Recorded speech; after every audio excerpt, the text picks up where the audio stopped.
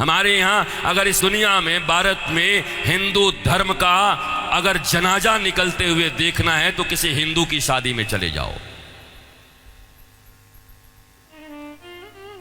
शास्त्र कहता है सूर्यास्त के बाद वेद के मंत्र पढ़े नहीं जा सकते। तुम राक्षसों की तरह अर्धरात्रि में विवाह कर रहे हो। अरे वो काल कुछ और था जब मुगल तुम्हारे यहां थे। रात के अंधेरे में बहू बेटियों को उठाकर ले जाते थे, दिन के उजाले में ले जाते थे, तो रात में छुप छुप करके अंधेरे में विवाह कर दिया करते थे। अब कौन मुगल और कौन अंग्रेज तुम्हारे पीछे पड़ा है? क्यों नहीं तुम सूर्यास्त के पहले विवाह करते हो, अभिजित मुहूर्त में करते हो? वेद तो वही कहता है। तो तुम्हें तो ये भी ज्ञान नहीं है। हिंदू धर्म का डंका लेके घूमते चल रहे हो, डंका पीट रहे हो हिंदू धर्म का। तुम्हारे विवाह में देवताओं का कितना अपमान होता है। अरे विवाह में दो प्रकार के कार्ड बनाओ। विवाह एक संस्कार है, विवाह एक यज्ञ है। अरे भैया, खाने पीने खिलाने वाले के लिए एक दिन रिसेप्शन जो करते हो कर दिया करना, पर विवाह में बड़े लिमिटेड लोगों को बुलाया करो। अपने परिवार, वो भी जो सनातन संस्कृति को मानते हैं, पवित्र रहते हैं। विवाह संस्कार में देवता आते हैं तुम्हारे द्वारा किए गए यज्ञ के भाग को लेने के लिए। अरे नाक पोंछते हुए, कान खुजाते हुए, पता नहीं क्या क्या करते हुए अगर तुम किसी को भोजन दो तो तुम्हारा बच्चा भोजन नहीं करता। ऐसे ऐसे आंख करके बच्चे को दो।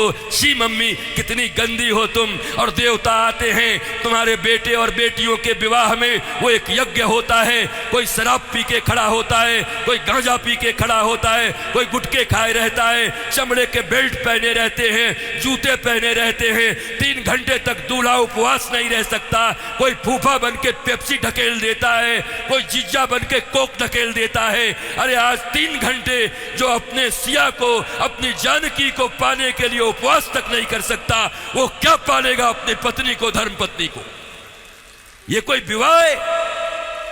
ये कोई सनातन संस्कृति है? और इसी को तुम विवाह कहते हो। विवाह यज्ञ है, यज्ञ है। इसलिए हमारे यहां तलाक और डिवोर्स का कोई सिस्टम नहीं है। उनके यहां विवाह एक एग्रीमेंट है, आज हुआ है कल तोड़ देंगे। पर सनातन संस्कृति धर्म पत्नी और पति स्वामी, इस प्रकार की एक संरचना है। विष्णु और लक्ष्मी बताया जाता उनको। तुम कौन से विवाह कर रहे हो? अंग्रेजों के पिट्ठुओं, अंग्रेजों के गुलाम बड़े बन गए हो। भारत के पैसे खा करके उन पैसों से भारत को ये दिखा रहे हो अंग्रेजों और पाश्चात्य संस्कृति की तरह विवाह करके साधारण भारतीयों के मन में लोभ उत्पन्न कर रहे हो। और ये समाज के अग्रणी लोग बने हुए हैं, ये समाज के श्रेष्ठ लोग बने हुए हैं, ये समाज को दिशा दिखा रहे हैं, ये समाज को भोंडा प्रदर्शन कर रहे हैं, अपने दन का लोगों को दिखा रहे हैं।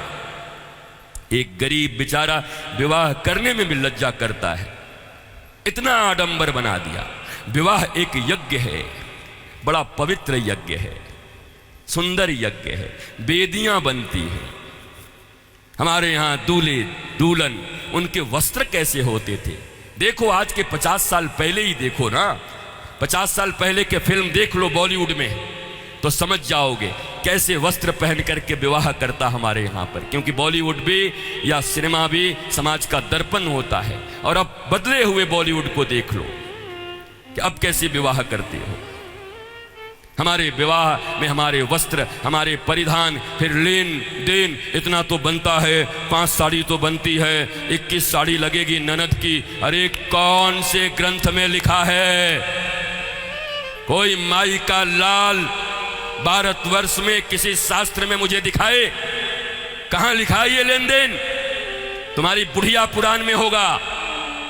लोभियों के बनाए गए कानून, लोभियों के बनाए गए नियम, अरे जरा सोचो, एक बच्ची, एक बेटी अपना नाम, अपना गोत्र छोड़कर आती, अपना टाइटल छोड़ करके आती, अपने घर परिवार, माता पिता, भाई बहन, सखी सहेली छोड़कर आती और तुम्हारे वंश को बढ़ाने के लिए तुम्हारे घर में आती है। उसको भी टीवी, फ्रिज और कार के लिए मिट्टी, तेल और पेट्रोल से जला देते हो। तुम्हें शर्म नहीं आती?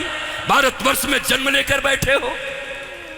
तुम्हारी बाजुओं और भुजाओं में अगर शक्ति है तो अपने पैसे से कार खरीद लो, अपने पैसे से फ्रिज खरीद लो, क्योंकि छोटी छोटी बच्चियों के पिता तो बचपन से उसके लिए खिलौना खरीदते रहते हैं। जब छोटी रहती है 5 रुपए का, थोड़ी बड़ी हो जाती है थोड़ा और बड़ा, थोड़ी बड़ी हो गई साइकिल खरीद लिया, थोड़ी बड़ी हो गई स्कूटी खरीद दिया, और बड़ी हो गई अच्छे घर के हैं कार खरीद दिया 5 लाख का, और एक दिन फिर जा करके 5 करोड़ में एक गुड्डा खरीद के ला के दे दिया। तो खरीदे हुए सामान की जो इज्जत होती है वही दूल्हे की भी इज्जत होती है।